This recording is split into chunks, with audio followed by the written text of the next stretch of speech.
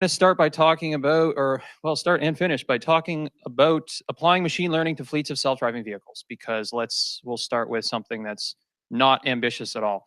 But I do want to note that despite that completely a deceptive slide, I said vehicles, I didn't say cars. And this was something that we started getting into about 4 years ago. We started the company about 9 or 10 years ago. And about 4 years ago, we started getting into warehouse and factory automation, self-driving vehicles for warehouses and factories. And the reason we started here was, basically one of those first lessons was make the environment work for you. The environment, the physics, the regulatory situation, the bystanders, how bystanders interact with your system, infrastructure, sales and training, initial value, all of these things really argue in favor of not starting your startup by putting multi-ton vehicles speeding down the street around small children. It's just not the best way to get started. Now, to those people who have raised like hundreds of billions of dollars, all power to you. We did not choose to do that. So just to lay that out in some more specifics, if we look at the environment that you have to navigate when you're driving in a car, you've got rain, snow, you've got ice, you've got night, you've got heat. I mean, fortunately, you're all, or most of you are from Boston, so you understand what I mean when we say things like snow and ice. When I give this talk in San Francisco, I need to edit it. And then, but for us, when we're in factories, we have no weather, we have constant light, we have constant temperature. We don't have to worry about these details. I don't have to worry about things like prying the data sheets out of Delphi for getting their radars working or anything like that. It's a lot simpler. Likewise, on the physics side, if we take a first principles approach to this, if you're driving a car down the freeways, you've got high speeds, you've got varying terrain, and you've got people who really think their stopping distance is a lot shorter than it actually is. So all of these things, again, act against you. Indoors, you've got slow speeds, flat ground, fairly human scale environments. And then the regulatory situation. People believe that roads are safe. I'm not sure why people believe roads are safe. People believe sidewalks are safe. This is unfortunate because when you're trying to now that the world is starting to talk about deploying self-driving vehicles, we're now starting to force the issue that roads are fundamentally unsafe places to be. But for us, when you're looking at factories, no one thinks that factories are safe. Factories are filled with machines which bend and weld and heat, and they're unsafe. So because of that, there's been decades and decades of regulatory frameworks put in place to accept and work with the fact that factories are fundamentally unsafe places. So when you're adding a robot, it's not a new thing. It's just something else which can possibly hurt someone. And it's the 100th thing to possibly hurt someone on top of the 99 things which can hurt you, which are already in that factory. So this makes it gives you a framework to work within. You don't have to look over your shoulder for if the laws are going to change, because they're already doing pretty well where they stand. On the bystanders, I mean, when you're out on the roads, you can't really assume anything about bystanders. You can't assume how big they are, how old they are, or what kind of education they've got, if they're wearing any protective equipment, anything like that. You can't make any of these assumptions. Whereas when you're in a factory, you can assume a general degree of common sense. Like, it's a small amount of common sense that you assume, but you can still assume a basic amount of common sense. You can assume, for instance, that most people in factories, or 99.9% of people in factories, are taller than this. Like, these do make it, for anyone who does image recognition or anything like that, you understand that this does start to bound your problem a lot better. You can also assume things like people are wearing shoes, like steel toes. That actually makes your safety life, or the life of a risk assessment, a lot easier. You get into things like infrastructure. If we want to change a factory infrastructure, you can get it done. It's going to be a debate, but you can still get it done in a month or two. Whereas if you want to change the infrastructure in Boston, well, I mean, is bringing up the big dig, is this still too soon? Okay, still too soon. Got it. I won't talk about that anymore. And then sales and support and training. There's a lot of best practices on how you sell and support and train users of complex equipment. But sales and support and training on how to maintain a self-driving vehicle for the average person, like that story doesn't exist. And then finally, and this really comes down to, this is probably the most important thing, is that the initial value for a self-driving vehicle for a lot of people is basically, let me sleep in my car, probably let me sleep in my car on the way home from the bar. Like, that's usually the key value that people are really hanging on to. Or let me sleep in my car on my 90-minute commute because housing prices are insane. Like that's most of it. But in the end, it's still moving you. You're still going with the car. But in factories and in mines and in all of these other areas, there's actual value there. There's so many companies that we talk to in North America who don't have enough people to do their work. So they're really looking for this stuff because it means that it can increase their revenue. And there's very clear relationship between having one of these vehicles and increasing their revenue. So that lets you actually tell a business case. This isn't about some more hesitant or confusing business cases around self-driving vehicles or social robots. Social robot companies, may they rest in peace recently. But it's about clear value. So that's where we started from. So I'm just trying to set the stage here. And then this is obvious. I didn't come up with a Wayfair example here, but this is the worst that can happen when you get into machine learning gone wrong in most current use cases of machine learning. These are two different recommendations that were given to me by the Facebook ad monolith. Anyone here from Facebook? Kinda. I see some awkward smiles. The one on the left, this was a correct classification of, if you will. This was actually something that I may want to buy. It was around the time I was looking for computer desks. But on the right, that's not really me at all. I've never stayed at a hostel in my life, and yet it's still recommending that I go to Amsterdam. I've also never been there. So maybe it's trying to give me some new experiences, but I'm not going to be I'm not going to give it that much slack, right? So that's kind of the worst that can happen in most current applications of AI. But I don't know if anyone has seen this video. Yeah, that's when you play fast and loose with some collision avoidance. So that was a death, actually. That's what happens if you're deciding to play fast and loose with some approaches to this technology. There's very clear lines when you start talking about controlling like thousands of pounds of vehicles moving at not even freeway speeds, but even just walking speeds. You can cause serious harm. So that causes us to what's actually going here. So that causes us to really think about how to apply all of these advances. There are huge advances coming out every day now in various forms of machine learning and artificial intelligence and neural networks, and pick your buzzword of choice. There's huge amounts of advancements, but we need to be careful of where we apply them, really. So from here on out, if you're what you're doing is you're building neural networks to classify cat pictures, then go for it. But you can tune out a little bit for the rest of the talk, basically. But if you're looking at actually physically affecting the world or making significant changes to the world out of what you're working on, then I would suggest looking at some of this. So this is the performance level target. Could anyone raise your hands if you're familiar with like the PL standard of measurements? Performance level A, B, C, D, anything like that? You all have lived charmed lives, and I'm very jealous of all of you. It means you haven't had to read enough standards. So performance level D is a fairly standard classification in most industrial equipment, and it means roughly that you have upwards of 1 million hours between dangerous incidents.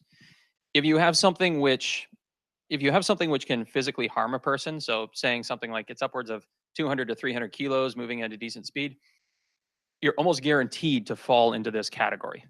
So that's basically most robots which can do real useful work. Outside the social robots or the telepresence robots, most robots which can do real useful work fall into this category. Like 1 million hours, statistical confidence of greater than 1 million hours between dangerous incidents in all your environments. That's a fairly high bar to clear. So, I mean, if I go back to my 3 steps to applying machine learning, step 1 is obviously don't. And that would make a really short talk. So step 1 is actually start simple. Start simple. Then you identify enhancements. Where can adding complexity, where can adding machine learning and AI and what have you bring value? And then how do you prototype and benchmark all of this? So, for example, there's companies out there who started building robots where all they said was, we are going to use vision systems, no lasers, no safeties, we're just going to use vision systems. And then at some point, I sometimes enjoy watching this, at some point you see on their website that without fanfare their systems changed. And that line is usually drawn by someone who knows something about safety, went and talked to them and said, no, you cannot do this. Like, you cannot just use vision systems to build this unattended robot. So they could keep testing for the next decade or so, try to test up to ISO 26262, which is the automotive standard, or IEC 61508, which is the relevant machinery standard. Or you could do things like just slap some safety lidars on it, which brings with it a whole lot of fun, but at least it's going to be safe. Likewise, you get into vehicle controls, and there's all sorts of great work. MIT is actually fairly leader in the field, which isn't a surprise, but on online parameter estimation, online kinematics learning, like what parts of my robot are connected to what, how big is this? Like when I put certain voltage to the motor, how does the robot move? There's all sorts of work you can do there, but really in the end, PID and MPC, really old ways of doing control, can get you a pretty long way. Like we actually run on, we have a small vehicle, and then we have a vehicle which is about 10 times the mass. And it turns out that the same MPC constants get you very similar performances. We just clone the code and it works. So there's a lot you can do. Like if we can handle that on like an order of magnitude difference in inertias to get decent convergence just as a prototype, like there's a lot that can be done. Likewise, there's all sorts of great work in path planning, all sorts of learning by demonstration work. You know, when in doubt, just watch a person drive the steering wheel and then watch what the wheel does, or watch the sensor input and watch how the person turns the steering wheel and learn that into some black box. But it turns out there's a lot of work originally done with usually the first DARPA challenge, the one in the desert, did a lot of this work on lattice planners and other sort of kinematically aware planners. That's decades old by now. There's a lot of power there. We don't need to go all the way into the learning by demonstration phase right from the get-go. You get into multi-vehicle deconfliction. There's all sorts of work you can do on multi-vehicle trajectory optimization, where you take all your trajectories, you dump it into a black box, and then in the end, you get this supposedly optimal set of trajectories out the other side. There's a lot of work you can do, but it turns out that there's also a lot of benefit you can get by just using some greedy algorithms and distributing them. There's benefits here, and the nice outcome of that is that it's a lot easier to understand when you got your code wrong. And then 3D object detection, data analysis, here's where the neural networks really start to come in, using convolutional networks, recurrent RNNs, what have you. But really, at the speeds that we're talking about, because we all remember the first principles here, just not hitting things is not actually as hard of a problem as you think. You don't necessarily need to classify that this is a person versus this is the dog. You're running slow enough because you've picked the right market that allows you to run slow. You're running slow enough that when something runs out in front of you, you just stop. Like, largely, your job is to not hit things. You can work on that later. You can react better to, you can build a robot that reacts differently to people versus Fido later. But for the beginning, just start by not hitting things. And then we did a lot of data analysis, and there's all sorts of potential about data analysis. I went to a conference today where I think that was every second phrase was big data analysis using AI. And like, raise your hand if you've heard that one. Yeah, there's all the hands. But really, we're analyzing pretty complex production systems and Microsoft Excel. Ooh. So really, if you look at a very simple stack, you have some safety lidars, you understand what your vehicle dynamics are, you try to validate your path, which is fairly straightforward because you know what the path is and you know how big your robot is, and then you track your moving objects. And this actually is superior to most existing systems, most robots which are on the market, most mobile robots which are on the market right now. This is better. Like this is where we're coming from. It's not actually that high of a bar. The bar comes from doing it right and having them be production level reliability, and incorporating logging and diagnostics and APIs and fleet control. but you don't actually need a ton of AI to revolutionize an industry. I mean, we're focused on warehouses, on factories and things like that, but there's plenty of other spaces out there where you don't where there still is a lot of places for robots to really provide value, for self-driving vehicles to really provide value. And it's not that hard. You just need to time if the market's going to be ready for you to bring your new feature in. And just don't let your desire to complicate yourself or to complicate the system shoot yourself in the foot. No, I'll get to that though. So the nice thing also about launching so quickly is much like I mean, you've got the general MVP concept, which means that you're getting more value out from you're getting more value and understanding what the market is. But you do actually want to bring all of those things that I just spent 10 minutes insulting into your stack at some point. But you need data to do this. So the nice thing about being launched as quickly as you can is you can start getting data for free. So our systems are out in the world and they're reporting data back. Every time, for instance, every time our low-level safety system trips or someone hits an e-stop on our robot, it packages up the 5 previous minutes of data, packages that up, and uploads it back to us. That's something we can work with. We have a system, I'm not sure if it's on right now, but we had a system where every time someone even bumped one of the robots, the IMU would detect it and do the same thing. Just like little things like that. There's a lot you can do with this. And we've got that infrastructure in place. We barely have anyone. We have some people, but we're only starting to make our investments now in these modern AI approaches. But we've been collecting this data. Actually, you can see one of these start time stamps here. That's 2015. So we were still in the throes of trying to prove that our system works to people. But even at that point, we were streaming data back. So we're coming up on maybe 3.5 years of data that we've been collecting from the field. Our problem is actually that we just don't have enough time to go through all of it, but we don't have that problem of data. Then you can start doing some interesting. We've started to do some preliminary work, so we do a lot of work with the Elastic Stack. This is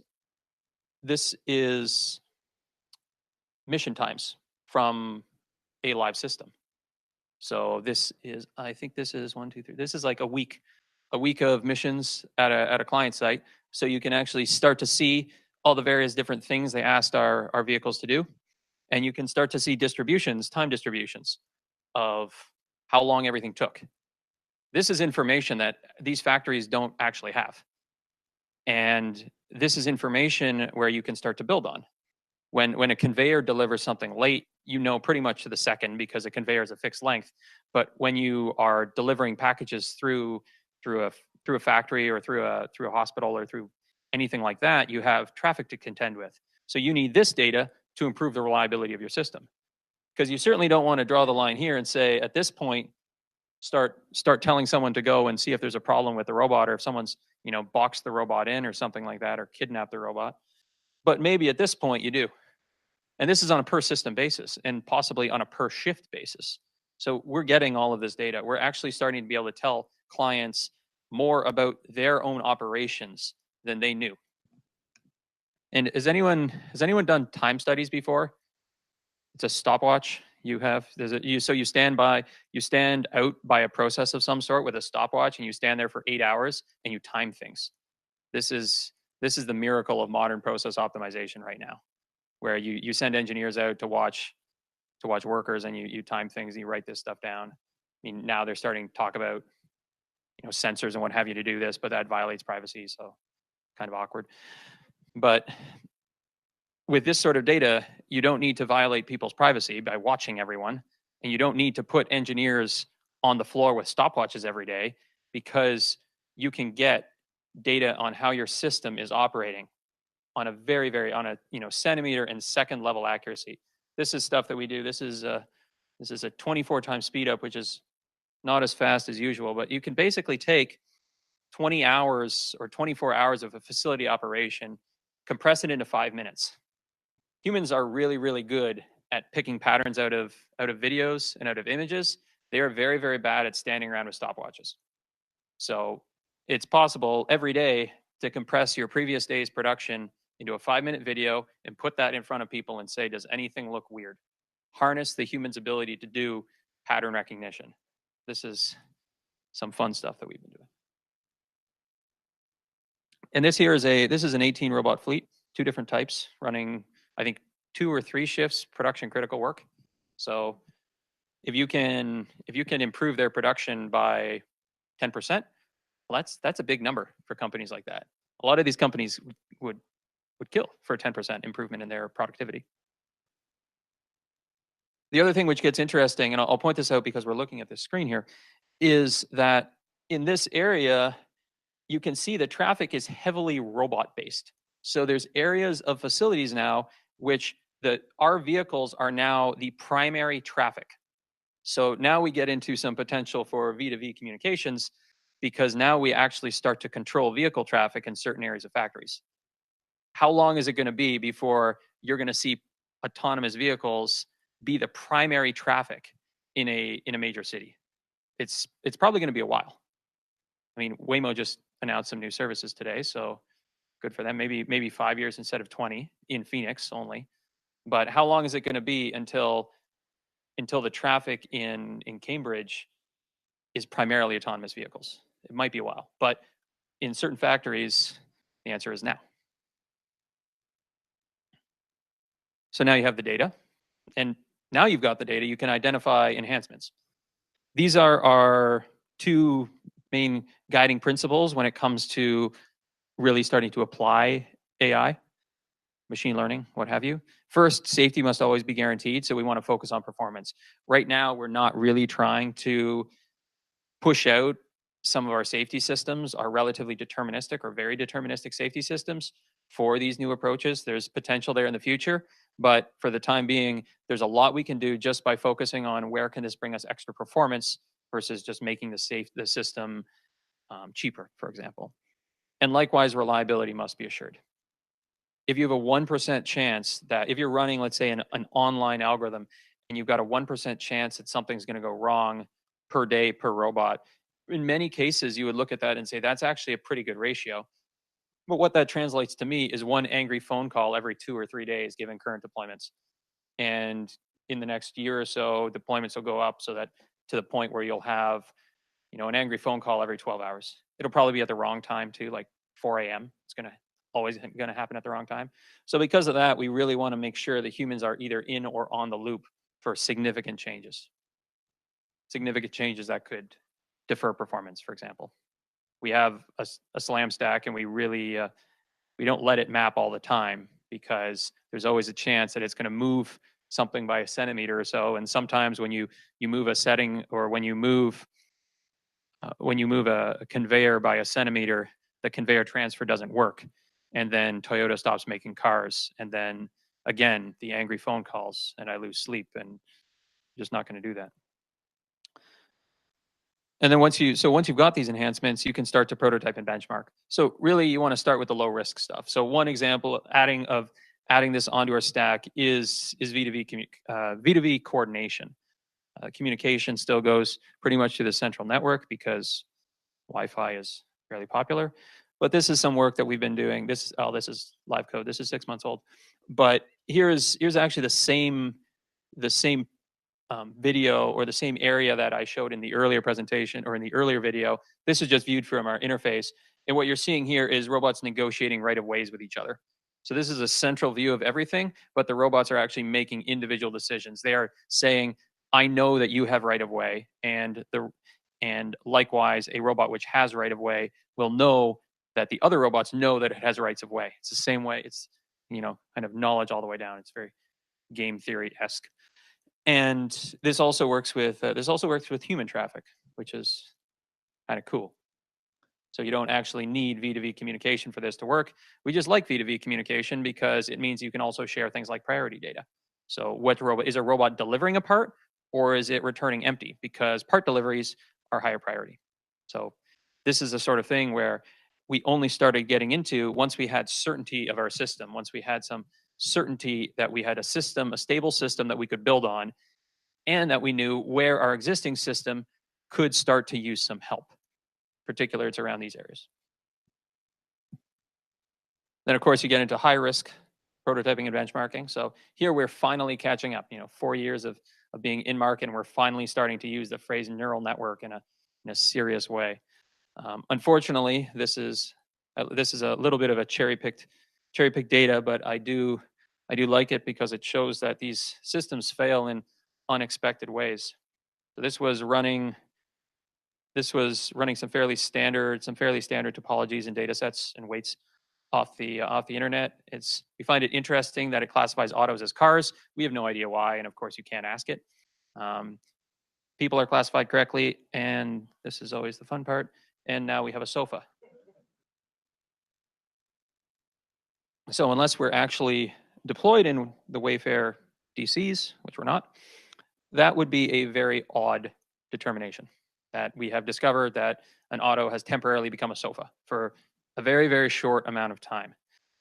This is why that 80% solution that looks really good in the lab for a brief period of time may not be the best thing, because there's no guarantee that it was going to misidentify that sofa in this particular way. For anyone who has tried to debug this sort of thing, that there's really no hope of doing so. So we have no idea, and we would have no guarantee that it would have completely cleared this and then passed and then misidentified the sofa auto down at one of our sites online. Again, probably at 4 a.m. But once you start to get data and you're not as rushed about getting product out the door, you can start to use those data sets, which I talked about, and start to do some more serious training. So we've been doing some of this. This isn't quite in the field yet, but we've been doing some interesting work here where you're starting to do monocular classification of people, as well as cross-correlating it with laser data to better understand what's going on. This data thinks it's a person, that data thinks it's a person. You can start to merge these things together and increase your confidence overall. So we've been doing some interesting work here. But the only thing that really makes this possible, if you're a startup, is to disconnect the people doing that AI research, if you will, from the realities of product delivery. One of the only ways that made this possible was not just the technology, but also the fact that our base technology, which had been deployed, was stable enough that I could take an engineer and say, work on this project for an extended period of time without having to tell him things like, it needs to be done in 6 months or the company goes bankrupt. That latter part really doesn't work for avoiding sofa detections, for example. So really, what it does come down to, I think, is some fairly simple steps. You can wrap this in and call it the AI MVP or what have you, but start simple, because there's no substitute for real data and market validation. That we're collecting terabytes upon terabytes of data right now, and we're not really spending a lot of money to do so. That's really great. Once you've identified, then you go from there with that data, both the data sets to train and develop with, and also the data that tells you where your system needs work. Then you can go from there and identify enhancements, because trying to do an end-to-end deep learning approach is dangerous, both to your business and also physically dangerous. I think there's a lot of people who looked at the NVIDIA demonstrations of the end-to-end deep learning in their on the road and said, that's a good idea.